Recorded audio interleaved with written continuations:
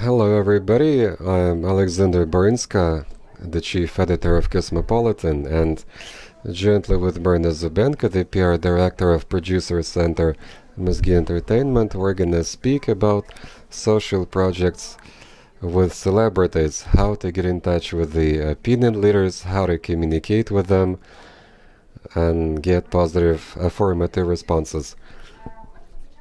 Let me start by having you tell me what is this Producer Center MOZGI Entertainment?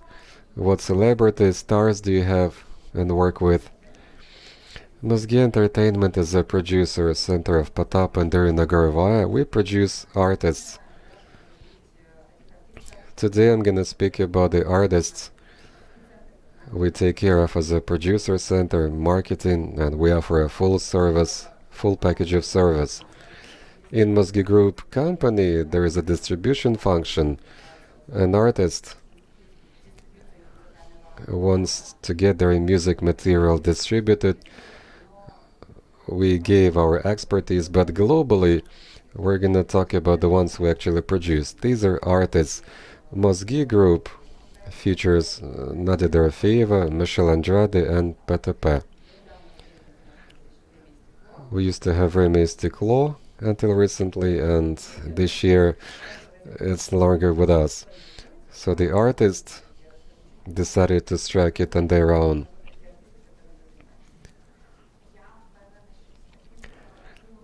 I'm sure that with that pool of stars you've got a lot of initiatives, social projects. Tell me if it's important to an artist to be a part of social engagements. Those things matter to an artist and society at large. Any social project is supposed to address a certain problem or highlight a problem, and then they can raise awareness about this. So our artists take part in social projects, charities. Not in all of them, they do it in the ones they like. And there is some criteria in place for them, allowing them to choose to support a particular initiative. Okay, that's good. Let me ask you this now. Can you recall any bright examples of big social projects you did with your celebrities, with your stars? There was a project featuring Michelle Andrade, a UNICEF-led project about education. It's about menstrual hygiene. It's a kind of tabooed thing in this society, especially among teens, both boys and girls. And this project has been around for a year, and we have an official memorandum on friendship with UNICEF. Michelle was an ambassador for that subject. So they produced educational videos on YouTube on a specially created channel. They toured schools. So it was an educational mission. We did it, and we had a classy feedback and results.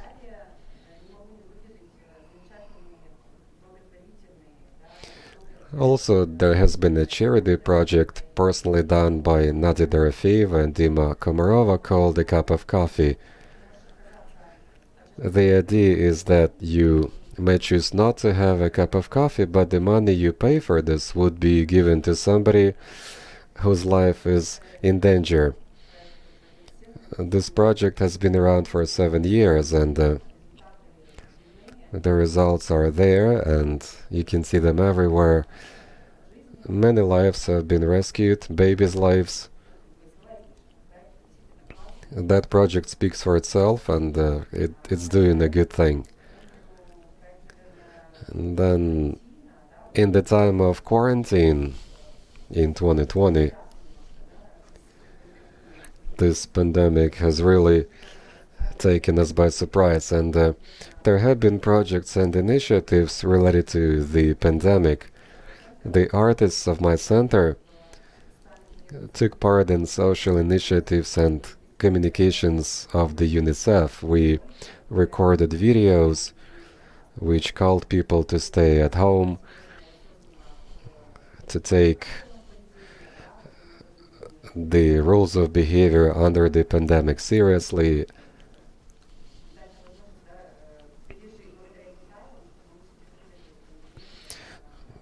It would help us go through the pandemic more easily and quickly. That's what we did when there was the first wave of the quarantine back in spring. We also took part in the sensitive social initiative of the health ministry. Potap and Nadia took part in the Call the Doctor campaign. So a doctor receives a call from the artist over the video feed, and the artist says, I appreciate what you're doing, because medics really have done a lot and keep on this way. So that feedback is clear, like it's a surprise, it's happiness on either side. It's been a touchy story.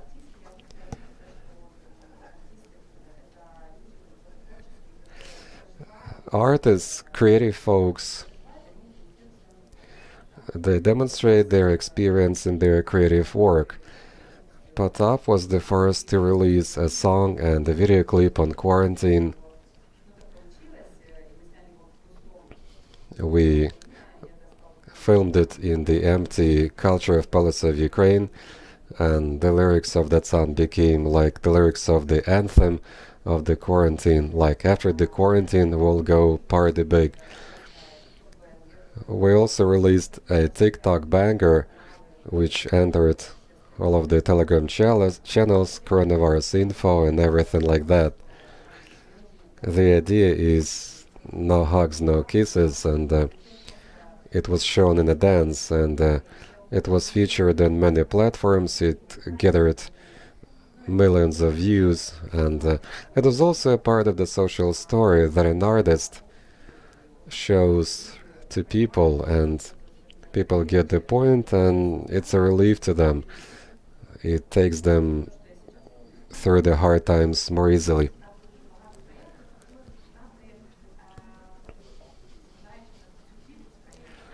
There are many projects and a large audience, so I think there are many people coming to you with proposals, and could you tell me what should you do in the beginning? How can you turn to you? How can someone turn to you or to the opinion leader? Should they write you a letter or go to the Instagram direct? Maybe there is a kind of code of rules for that. Or maybe there are some taboos, like some don'ts, things you shouldn't do if you want to get a good deal from you. I think I'm the one who receives all of the updates. You can see my contacts pretty much everywhere. To me, there are two categories. So there's like an email in the website. Yes, there's a phone number and email. That's good and bad. You never know. You can see different text messages coming to you at different points in time. But you can find my contacts everywhere in all platforms. It's easy to find them. To me, there are two categories of people. People with social initiatives and projects that I know of, and new kids on the block. They found my contacts, they reach out to me. This code of honor, like how to come to us, how to get in touch with us. You can see the contacts. At a studio, there's a PR-director, and he can respond to your questions. He can think of an interview or an initiative, so you need to get in touch with us. And secondly, I'd like to speak about tone of voice story. I'm not speaking about the folks that I know, because we know each other, and that's one tone of voice. The second thing is people that are total strangers, and sometimes from the very outset, they want to do big, they do not want to hear what you're saying, so it's not too pleasant to deal with those folks because they're just thinking about themselves. They don't care what you're saying. Since we're strangers to each other, let's meet and see what we can do. So you get in touch with us, you use the right tone of voice and what you want to offer, and there is something else which is sometimes a sad thing. It is the description of your project.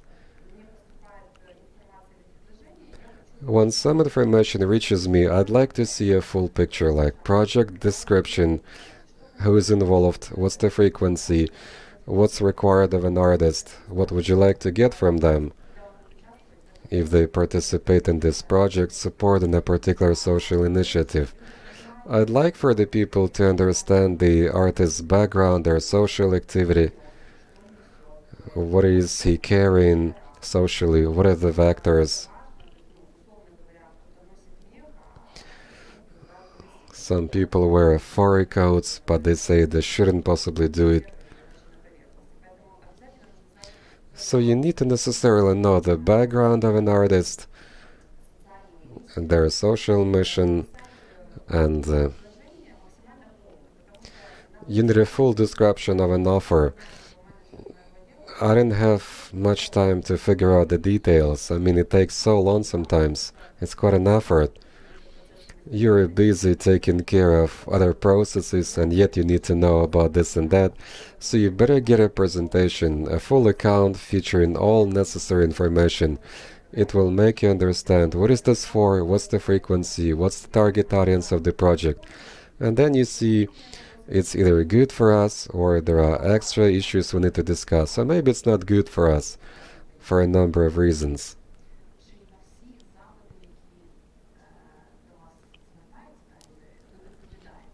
Do you always respond to all of the requests that come your way?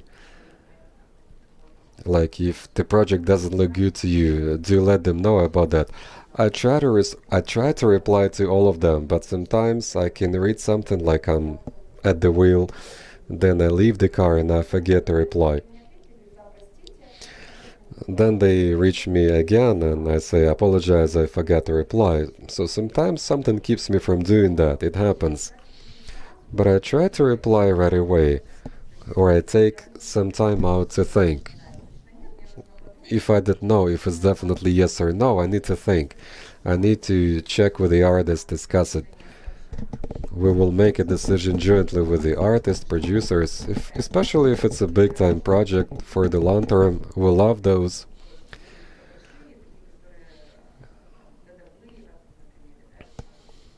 Something that lasts for longer than a year, so in that case I say I need to take some time off to think and I will reply later. Which communication channels are most convenient to you? Writing a letter, giving a call, or texting you? Well, right now things are done quickly. We all are in messengers, Telegram, all that. I use the email and that's where I get letters with all the presentations, materials attached to it, and then they write me in the Telegram just to make sure I have seen it, or they go straight to Telegram.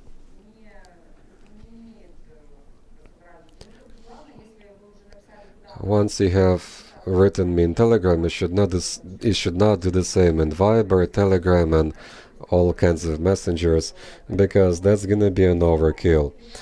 So write a letter or put it in the Telegram, so in messengers it all can be done quickly. Are there any taboos, some kinds of subjects you're not supposed to propose for the artists? Or the kinds of projects you have turned down earlier? Could you tell me about something that made you unhappy, something you would turn down next time?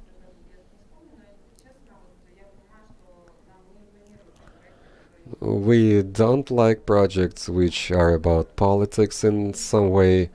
We're not taking on that. Speaking of reasons we refuse to implement a project, well, I can think of some. The physical inability for an artist to take part in an online event because they're busy or something, mismatch of values of the project and an artist. It might also be something like we take part in videos and clips and then it gets aired in the social networks and we support medics in those clips, and somebody at the same time is doing a similar project. So an artist is involved in too many social projects at a time. That dilutes their focus and the audience does not see what's going on. It was this and that. So you need to determine particular vectors, and we can support that for an artist. But you cannot be everywhere at the same time.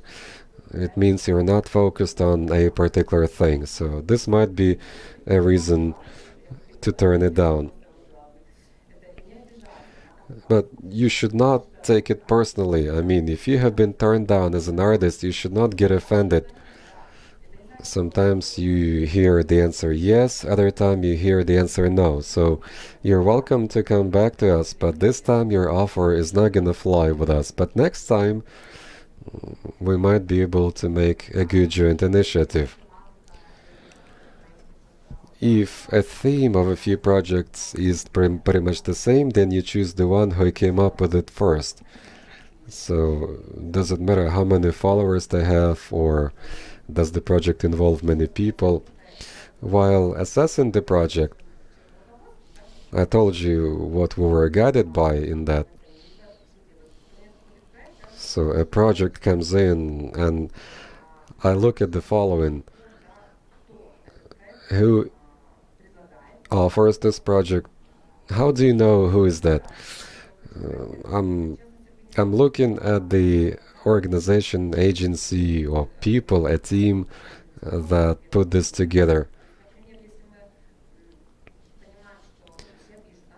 Sometimes I can see that it's the foundation like that. I know these guys, who work with them, because we keep taking part in the social initiatives and projects, marathons, and so on. So I trust that foundation, the people that work there initiating the project. So I need to see their reputation. And then I look at the essence of the project. Who else is engaged? Just us and our artists, or maybe a community of artists, bloggers, and so on. Celebrities of a different kind. So we look at things in this regard. We see if the values match. Is that in line with the artist? Like, do you like it this way? The activity will be like that. It's gonna happen so many times. The length will be like that. So there are lots of things, but these are the key ones which I look at. In the quarantine time, we thought of social initiatives, marathons, or just there have been some requests to post something. There have been lots of those because there was pandemic and it shook all of us pretty badly. So there were lots of initiatives, and as a group of companies that produce in Center, we received so many requests and we determined 3 companies, 3 vectors, which we transmitted and supported. Apart from musical marathons, which were social, we also spoke of 3 forums. One of them was Tabletочки. They had their initiative and activity in the quarantine time. We know about this foundation, we worked with them, we know what they are about. The second one is just the Loop Foundation. So a food basket was gathered for the elderly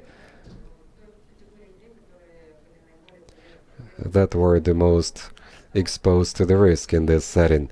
And the third one was CEO Club Foundation.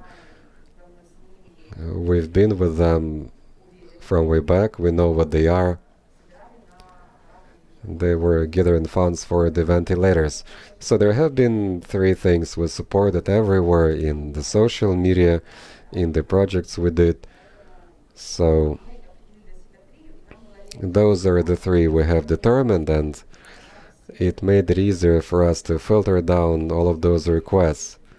We could see what is what.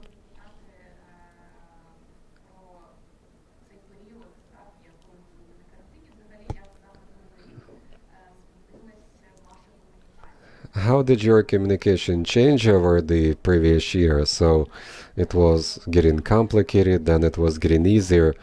What exactly has changed? Maybe the themes of projects, or what do you think is going to be happening this year? What is it you're going to be focused on for the most part?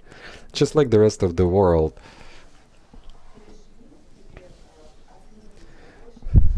everybody has appreciated digital stuff so much. There has been a growing rate of digitalization. The number of live transmissions and products created over the quarantine time, that's just amazing. I remember the first wave of quarantine, and it was a lot of work to do, actually. And I can tell you why. You do the things that you did before because PR and promotion are scheduled actions that you do every day, trying to keep it happening. In addition to that, you were supposed to generate something new. So over the quarantine, we were testing things. We would create new products, and we were testing the system of online concerts. Out of the things you get in the market, well, they started creating lots of stuff, modifying existing stuff, so all of that was happening about the same time. Everybody was trying to see how much longer it will continue. So we were testing stuff, we were putting systems together for quality online concerts. It is hard for artists and spectators to do it. It's not just the live transmission on Instagram. It should be a quality product with good sound from the artist, and viewership needs to hear all of that without delays. We need to be able to see the viewers and vice versa. The artist should not be singing in an emptiness. They need to be able to see the audience and exchange energies with them. So lots of testing has been done. I'm not a technical guy, so I cannot tell you about all of that detail, but we've done it, and that product is around. I mean, online concerts. We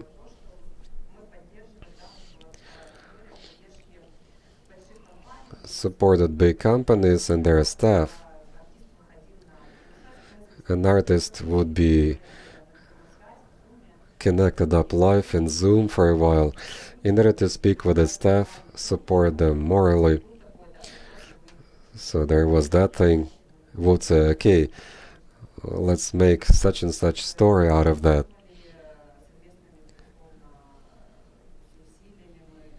And through joint efforts, I remember Potap floated an idea to create a podcast of a kind. Previously, we didn't do much of that. In the quarantine time, we saw an opportunity to do something. So instead of touring, doing concerts here and there, we organized a podcast. It was a brand new story. We came up with a format. We discussed it all together. We discussed topics, rubrics. So we launched it in quarantine. Now the third season is about to come. It's changing in a way because each season should have some peculiarities, but this is the product that has been created and released in the market in the first wave of quarantine. There are lots of things. We would meditate as a group of companies. We had that social initiative. We're under stress, so we need to meditate. Which themes have been proposed to you most often at that time, while everybody was at home? It was like to sing, to make a musical marathon. I'm only speaking about social initiatives now. So, as far as I remember, there have been 5 or 6 musical marathons to collect funds for ventilators. At least like that. And then performing online in some other studio, conducting an event there or a festival, which would become a popular format. So it was that kind of thing. So we would abide by the quarantine rules, and to us, at that time, Remy Stiklo band was around, and it was a problem for them to perform, because Nadia and Lyosha are not living together. It was hard to get them together in one place, so you need to meet with them, that's a risk, and when you tell them that we cannot take part in this format, or we cannot go somewhere and record it separately, we may allow other artists to do it. Michelle Andrade, she's by herself, it's easier for her to leave her house, but getting the whole band together was more of a problem. We took our time explaining stuff to them, but we would find a way out of that. We still have this beautiful video. We recorded it, edited it in Zoom. It all takes time, it's not live coverage. Some do live marathons. But we would make good things out of that and received good feedback. So we supported many initiatives without trying to cover everything, because we try to maintain the value, the importance of a message we carry. So you're actually open to all proposals, but you need to offer a detailed description of your project. It should not be about politics, but actually everybody might stand a chance. I can tell you that while sending an offer to an artist, you need to know their background.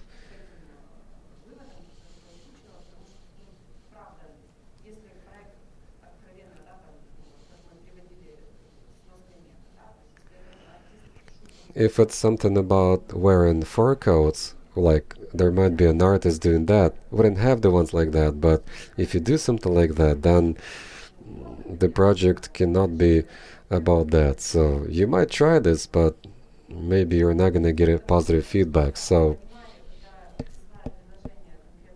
when they send a proposal for a particular artist, they need to understand what is this artist about, what they transcend in their interviews, what are they doing socially. So it cuts the distance between making a decision and approving a project. Have you had any bad trips with the projects, like you may not have gotten some information or something has gone awry? I would not call it a bad trip, it was just like an experience.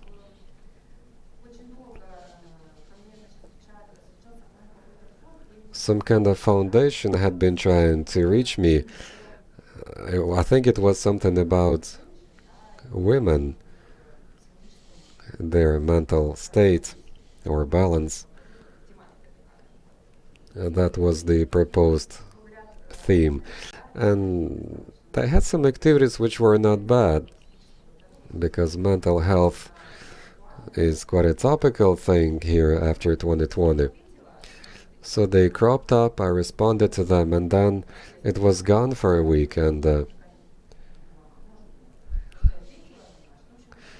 I thought they took a pause to think it over. So from time to time we would resume negotiations. It all lasted for about a month, and it came to nothing. So it's not a bad thing, but sometimes you gotta stop it. I don't like the projects that get nowhere fast, because you never know which way it's gonna go. So I would not think of bad trips, but sometimes things like that happen. It always experience, but basically we're open to all. Thank you so much once again for coming over here and talking with me. Thanks to everybody who are with us in here right now, and I'd like to wish everybody a good night tonight. Thank you so much.